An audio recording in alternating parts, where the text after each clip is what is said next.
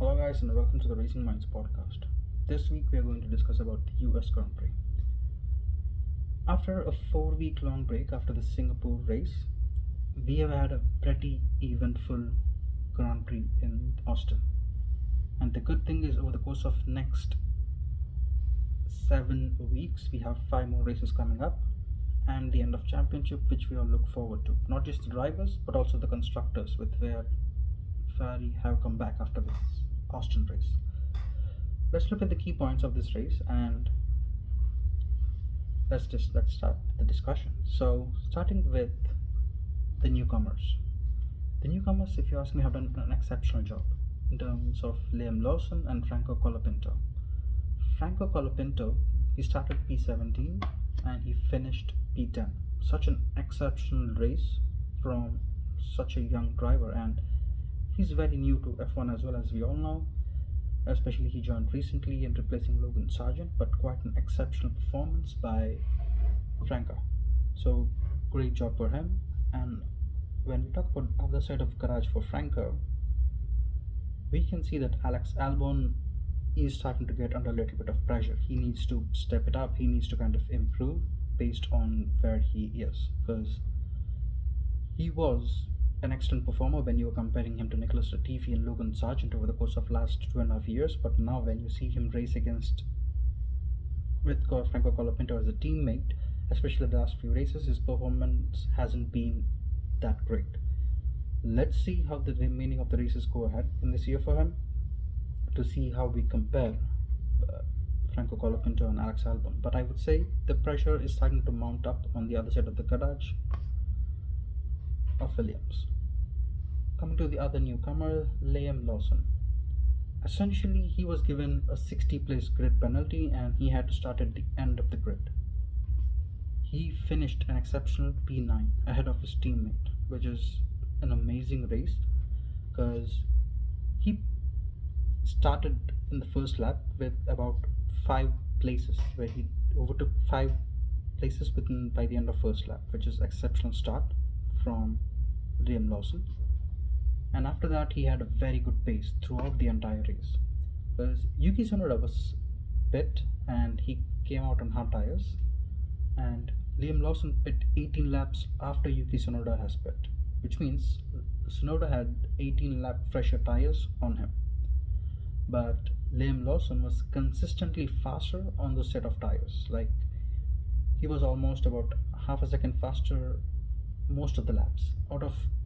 So Liam Lawson pit 18 laps after Tsunoda and he was faster on 12 of 18 of those, which is an exceptional performance from him, which actually got him the points finished towards the end.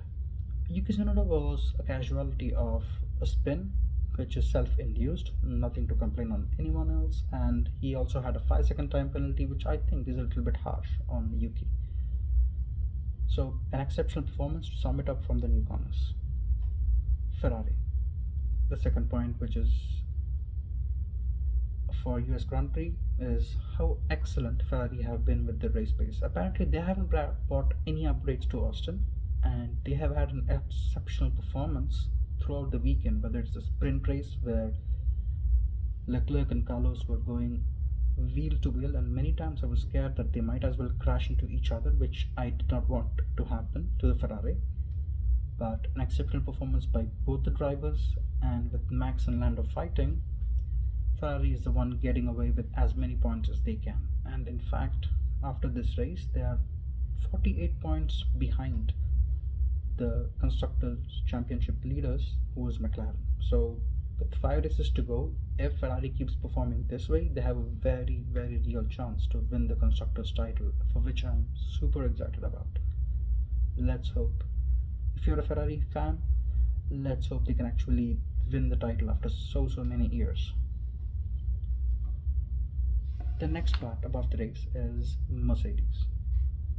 Well, they had a horror show to begin with, especially in the initial part of the race when Lewis Hamilton, he gained about 5 places by turn 1. Exceptional from Lewis, typical Lewis Hamilton. And looking at where he was, especially if you see that the sprint qualifying and you see Q1, he was P1, and I was expecting a lot more from Lewis Hamilton this week, maybe a win, maybe a podium, but seeing him have a very bad qualifying, which was on himself probably, and a spin, a very rare error from Lewis Hamilton. So yeah, it was a horror show for Mercedes to begin with, and George Russell was given a 5-second time penalty for his overtake on Bottas. So it didn't start very well, but huge props to George Russell for finishing P6 ahead of Sergio Perez starting from the pit lane, because he had a huge qualifying incident, but he did he had an exceptional performance throughout the weekend with him finishing P6. Great job with the Mercedes team. Third point we can talk about what happened in US Grand Prix was, to me, Sergio Perez. So at this point of time, we are used to where Sergio has been qualifying. No one's going to complain because that's typically where we see him qualifying, about P9, P10, sort of, or in being out in Q2. We have seen that happen a few times over the course of this year. My main complaint was he took 17 laps to overtake Yuki Tsunoda. He had DRS many of those laps, but he was struggling to get past Yuki Tsunoda, whose pace wasn't exceptional when you compare to Liam Lawson as well, the other RB car. So Perez really needs to push it a notch further if he wants to keep his seat for next year, because he was struggling to overtake Tsunoda, and he actually had a pit stop. And after the initial set of pit stops of Sergio Perez, he was struggling to overtake Franco Colapinto, who did not pit at that point. It took him many laps to overtake Franco Colapinto as well. So if you ask me, a Red Bull shouldn't be fighting so hard to overtake a Williams and the second RB car. So let's see what happens by the end of the year. I hope he picks it up, because as someone who knows Sergio Perez, how he was, he was a master of the tires and how you maintain or manage the tires back in 2018, 2019, say even now. But he needs to up his performance a little bit if he has to keep his seat for next year, and I hope he does. And finally, guys, let's come in to the main part of the entire Grand Prix, which is Max versus Lando. How many of you thought that by lap 1, turn 1, Max would dive down the inside and kind of push Lando off track? We have seen this happen a lot of times in 2021. Again, I'm a Max Verstappen fan myself. I really love how he plays, love how he races against other racers. He is once in a generational talent. But sometimes he does Max things, and lap 1, turn 1 can be given a little bit of lenience because there are too many cars around. You can't really pin down any error on any driver. So Max tried his best to keep his position. He was P2. In fact, if not for the safety car brought out by Lewis Hamilton, I believe Carlos Sainz would have overtaken Max somewhere in the initial stages of the Grand Prix, about between laps 5 to 10. But luckily for Max, even though there was a safety car, he couldn't be overtaken at that point on track. But the undercut was really powerful, and Ferrari played very well with their strategy, so they got past Max Verstappen pretty well and pretty soon as well. Coming to one of the main stages, or the main highlights of the entire race, we can see is lap 49s, lap 50s. Initially, if you see, I felt Max had excellent car placement in his defense with Lando Norris. Quite exceptional. It was textbook defending. You have to learn. If anyone is racing out there, that's what they need to watch and learn in terms of how do you defend a car behind of you. At the same time, when you come to the main overtake of what Lando Norris did, my perspective is Lando shouldn't have overtaken off track and kept the position. Maybe he could have given back the position and try once again, because he would have the DRS, he would have the advantage of having a slightly faster car. Because once he overtook, you could see how he just flew away from Max Verstappen. He was up close to what, 4 seconds off Max Verstappen by the end of the race. So he had a very fast car, and he would have had the advantage of DRS. So my perspective is he should have maybe given back the position. And on the other side, if you think from the other side, the stewards' decisions were pretty inconsistent throughout the weekend, especially turn 12. Sometimes they were penalizing the driver on the outside for gaining an advantage. Sometimes they would penalize the driver on the inside for pushing the driver off track.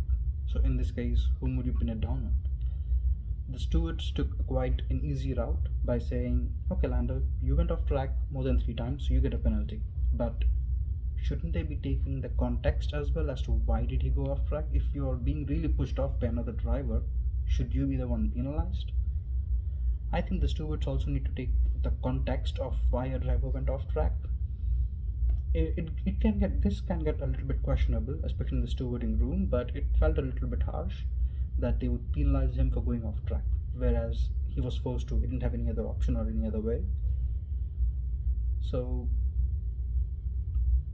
why they gave him a penalty is a little bit harsh. Maybe Lando also shouldn't have gained an advantage because it's a very black and white rule. You can't overtake off track. It's a black and white yes or no. Yes, he might have pushed you off, but it's always better for McLaren and Lando to actually give back the position and go for it once again. That's what I think should have happened, but it is what it is. We have seen it, what happened.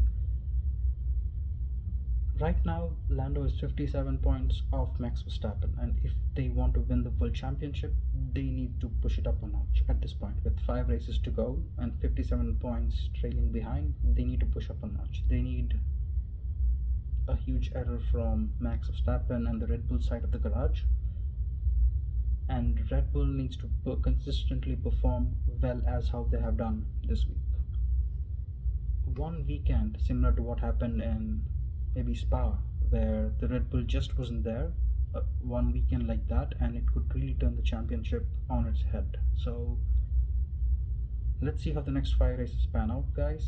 If you have any questions or comments on this podcast, please let me know in the comments below. Please like, share, and subscribe so it gives me a lot of motivation for you to bring better content. And let's discuss and let's enjoy the remaining races of 2024. See ya.